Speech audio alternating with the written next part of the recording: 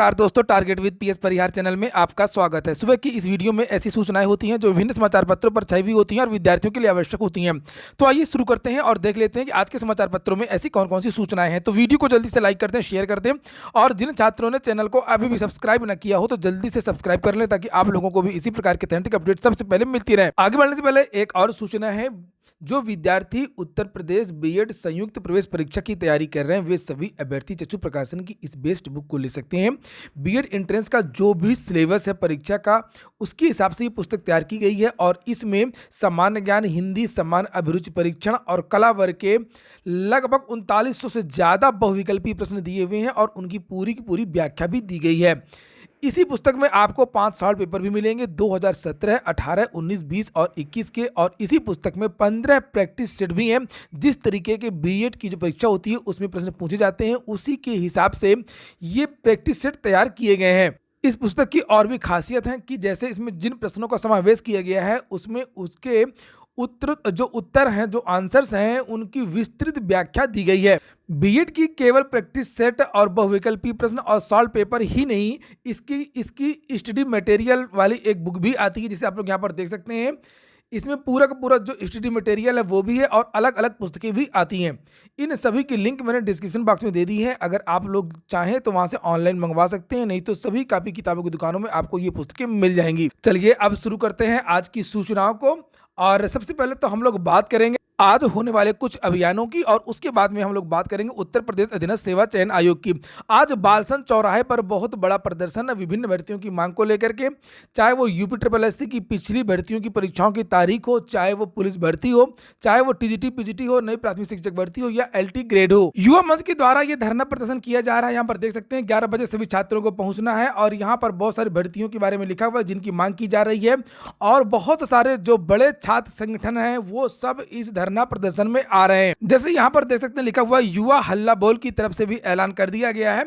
Official Twitter handle से tweet किया गया है, कल इलाहाबाद के बालसन चौक पर रोजगार के लिए आंदोलित हमारे सहयोगी संगठन युवा मंच द्वारा प्रदर्शन का आयोजन किया गया है। हम अपने सभी साथियों से अपील करते हैं कि अधिक से अधिक संख्या में इस प्रदर्शन में हिस्सा लें और सरकार को जवाबदेह ठहराया जाए। कोशिश है युवाओं का एजेंडा चुनावी बहस ही बने। और इसी के साथ में आज एक बहुत बड़ा ट्विटर अभियान है। ईडब्ल्यूएस के जो छात्र हैं वो आयु सीमा में छूट की मांग कर रहे हैं कि जिस तरीके से सभी जो अभी आरक्षण दिए जाते हैं उसमें आयु सीमा में छूट दी जाती है, इस तरीके से इन विद्यार्थियों को भी छूट दिया जाए।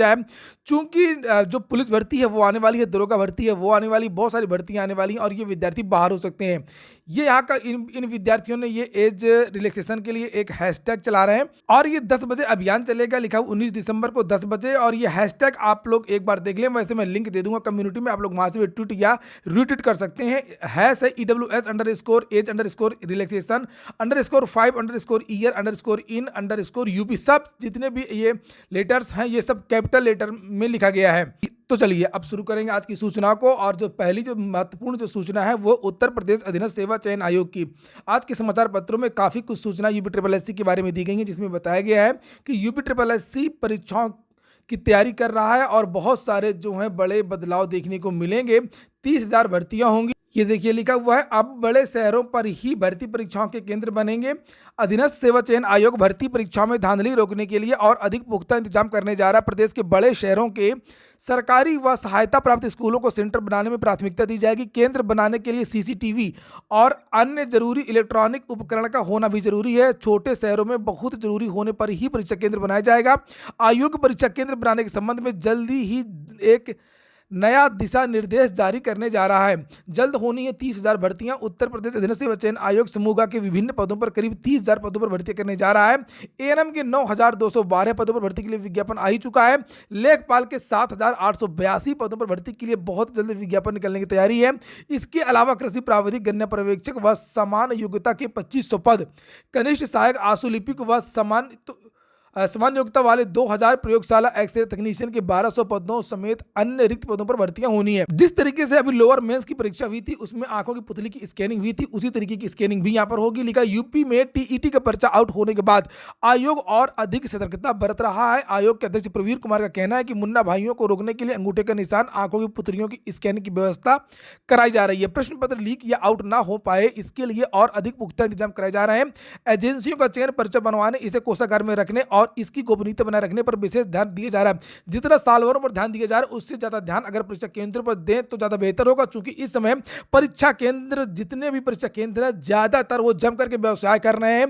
पूरी की पूरी जो सीटें वो भर दी जा रही हैं, चाहे वो दरोगा भर्ती हो, चाहे वो हाई कोर्ट के आरओ की भर्ती हो, चाहे वो अन्य भर्ती हो। हाल ही में ये देखने को पाया गया है कि जो भी विद्यालय होते हैं, अब शिक्षा माफिया, जितनी भी शिक्षा माफिया हैं उनकी वहाँ पर सेटिंग हो जाती है और वहाँ पर उन्हीं विद्यार्थियों के द्वारा कापियाँ भरवा दी जाती हैं, या अगर ऑनलाइन परीक्षा होती है तो उसमें स्कैनिंग के बाद में दूसरे विद्यार्थियों को बिठा करके या नकल के द्वारा जो पेपर को सॉल्व करा दिया जाता है। तो अब जो भी धांधलियाँ होती हैं वो सालवरों के द्वारा कम, परीक्षा केंद्रों में मैनेजमेंट के द्वारा, जो कक्ष निरीक्षकों के द्वारा ज़्यादा नकल करवाई जा रही है। इस ओर मुख्यमंत्री को ध्यान देना चाहिए और इस ओर जो भी आयोग है उनको ध्यान देना चाहिए। उनको अपना अपना एक एक प्रतिनिधि एक एक कक्षा में रखना चाहिए, नहीं तो आंखों की पुतलियों से कुछ नहीं होगा। करेगा तो वही व्यक्ति, लेकिन वो नकल से करेगा। तब आप क्या कर पाएंगे? आप मजबूर हो जाएंगे। जिस तरीके से सबको पता है कि दरोगा भर्ती में विद्यार्थियों ने क्या किया है और सब लोग असहाय हैं, उसमें कुछ कर नहीं पा रहे हैं। तो यही जो समाचार है वो अन्य समाचार पत्रों में भी दिया गया है, लेकिन सूचना वही है। अगली सूचना है उत्तर प्रदेश लोक सेवा आयोग की प्री के परिणाम के साथ में अंतिम उत्तर कुंजी के लिए अड़े अभ्यर्थी। आप लोग वीडियो को लाइक अवश्य कर दिया करें, आप लोगों से बार बार कहना पड़ता है और आप लोगों की शिकायत भी रहती है कि आप लोग वीडियो देखते तो मगर लाइक करने में पता नहीं आप लोगों को क्या समस्या होती है। लिखा हुआ है कि आपत्ति के लिए निर्धारित समय सीमा बढ़ाए जाने की भी मांग उठी। उत्तर प्रदेश लोक सेवा आयोग पिछले कुछ दिनों से संशोधित उत्तर कुंजी जारी नहीं कर रहा है, प्री के नंबर नहीं बता रहा है। गोपनीयता के आड़ में बहुत सारे खिलवाड़ हो रहे हैं। आप लोगों ने देखा 13 और 14 की आरओ में क्या हुआ और विभिन्न भर्तियों में क्या हुआ। अभी हाल ही में आरओ की जो आंसर की जारी हुई है उसमें कितनी बड़ी गलतियां की हैं लोक सेवा आयोग ने, आप लोगों ने खुद देखा होगा और इसके लिए मैंने अलग से वीडियो बनाया है। कम से कम 10 से 11 प्रश्न जो हैं वो विवादित नहीं है, पूरी तरीके से गलत है, जिनके उत्तर वो होने ही नहीं चाहिए। अब लोक सेवा आयोग उनको बदलेगा या नहीं बदलेगा ये पता ही नहीं चल पाएगा। इसलिए विद्यार्थी ये मांग कर रहे हैं कि अब संशोधित उत्तर कुंजी सभी प्रश्नों की जारी की जाए।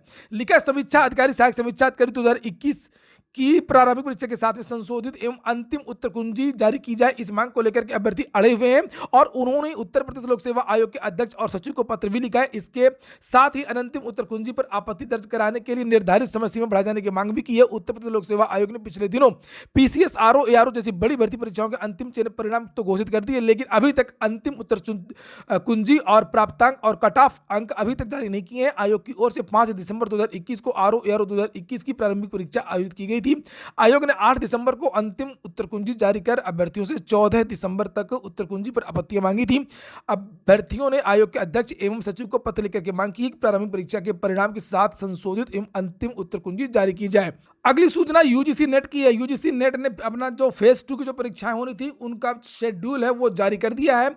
यहाँ पर परीक्षाओं की तारीखों का ऐलान कर दिया है कि किस विषय की जो परीक्षा वो किस दिन होगी। यहाँ पर लिखा है कि बंगाली ग्रुप 1 की परीक्षा 24 तारीख को शिफ्ट फर्स्ट में होगी। बंगाली ग्रुप 2 की जो परीक्षा वो 24 दिसंबर शिफ्ट 2 में होगी और कन्नड़ भाषा का जो है परीक्षा 26 तारीख को होगी शिफ्ट 1 में। हिंदी की जो परीक्षा होगी वो भी शिफ्ट 1 में 26 को ही होगी और हिंदी ग्रुप 2 की परीक्षा शिफ्ट 2 में होगी 26 तारीख को। नीचे यहाँ संस्कृत के बारे में बताया गया 27 तारीख को ये परीक्षा होगी। होम साइंस की भी 27 तारीख को होगी, लेकिन सेकेंड शिफ्ट में होगी। एडमिट कार्ड के बारे में बताया गया कि बहुत जल्दी इनके जो एडमिट कार्ड हैं वो भी जारी कर दी जाएंगे और उसकी वेबसाइट ये है, यहाँ पर देख सकते हैं www.nta.ac.in। बिहार पुलिस कांस्टेबल की भर्ती आ गई है और आज से इसके लिए आवेदन शुरू हो रहे हैं। 18 से 25 साल तक की जो उम्र है उसमें मांगी जाती है। यहाँ पर देखिए लिखा हुआ ओबीसी एससी को छूट भी दी गई है। जैसे ओबीसी के लिए 2 वर्ष की छूट दी गई है, 27 साल तक आवेदन कर सकते हैं और एससी एसटी के लिए भी यहाँ पर 30 साल की जो छूट है वो दी गई है। अगली सूचना शिक्षक भर्ती के अभ्यर्थियों का मंत्री आवास पर प्रदर्शन। इसके बारे में मैंने कल वीडियो बनाया था। लखनऊ में विभिन्न तरीके से धरना प्रदर्शन हो रहे हैं और ये जो धरना प्रदर्शन हो रहा था ये प्रदर्शन ओबीसी एससी आरक्षण को लेकर के था। अभी जो हाल ही में शिक्षा मंत्री ने विधानसभा में जो बयान दिया था उसका ये विद्यार्थी विरोध कर रहे थे और लिखा 69,000 शिक्षक भर्ती में नियमानुसार आरक्षण लागू करने की मांग को लेकर के शनिवार को अभ्यर्थियों ने बेसिक शिक्षा राज्य मंत्री सतीश द्विवेदी के डालीबाग स्थित आवास का घेराव का प्रदर्शन किया था। प्रदर्शनकारियों को हटाने के लिए पुलिस को काफ़ी मशक्कत करनी पड़ी है और इस दौरान दोनों पक्षों में धक्का मुक्की और झड़प भी हुई। और उत्तर प्रदेश के बेसिक शिक्षा राज्य मंत्री स्वतंत्र प्रभार के घर पर बहुत कई बार धरना प्रदर्शन हो चुका है और ओबीसी आरक्षण को लेकर के भी हुआ है और नई प्राथमिक शिक्षक भर्ती को लेकर के भी हुआ है। चुनाव का समय है, विद्यार्थी एक नई नीति के तहत दबाव बना रहे हैं सरकार पर, लेकिन बेहतर होता कि एक बार ये विद्यार्थी जो ओबीसी एससी आरक्षण की मांग कर रहे हैं, ये सभी अभ्यर्थी एक बार अनुप्रिया पटेल के घर पर अगर धरना देते, उनके घर का आवाज करते तो ज्यादा दबाव बनता, क्योंकि वो आरक्षण के बारे में हमेशा खुल करके बोलती हैं। तो ये दोहरी नीति नहीं होनी चाहिए कि आप आरक्षण के विद्यार्थियों की तरफ से बोले भी और सरकार के साथ में भी रहें। तो यहां पर सबसे जो ज्यादा जो दोहरा रवैया है वो अनुप्रिया पटेल का भी हो सकता है, इसलिए ये विद्यार्थी उनके घर का आवास का घेराव कर सकते हैं या उनसे अपनी बात कह सकते हैं। अगर ये बात करें तो कुछ बात बन सकती है, मगर ये विद्यार्थी वहां जाएंगे नहीं। और अगली जो और अंतिम सूचना है वह टीजीटी और पीजीटी की, जैसे यहाँ पर लिखा हुआ अभी करना पड़ेगा इंतजार। बहुत कम संभावना है कि टीजीटी पीजीटी का विज्ञापन जारी है, क्योंकि पोर्टल लगातार बढ़ाया जा रहा है और अभी जो भी पदों का जो अधियाचन आएगा उसमें समायोजन इत्यादि की जो बात है वो चल रही है, तदर्थ की बात है वो चल रही है। इसलिए विद्यार्थियों को लगातार दबाव बनाना होगा, तभी कुछ हो पाएगा। और इसीलिए आज रोजगार के मुद्दे पर एक बहुत बड़ा आंदोलन हो रहा है, धरना प्रदर्शन हो रहा है। और कल भी जो विद्यार्थी हैं वो यूपी SSS पहुंच रहे हैं विभिन्न भर्तियों की मांग को लेकर के, चाहे वो सहायक सांख्यिकी अधिकारी। 20 दिसंबर को ये धरना प्रदर्शन होगा। बोरिंग टेक्नीशियन के विद्यार्थी भी वहां पर पहुंच रहे हैं, फॉरेस्ट गार्ड के विद्यार्थी भी पहुंच रहे हैं। तो देखते हैं यूपी SSS क्या करता है। ये हो गया आज का वीडियो अगर आपको अच्छा लगा तो लाइक कर दें। जिन विद्यार्थियों ने चैनल को सब्सक्राइब ना किया, सब्सक्राइब कर लें। पूरा वीडियो सुनने के लिए बहुत बहुत धन्यवाद।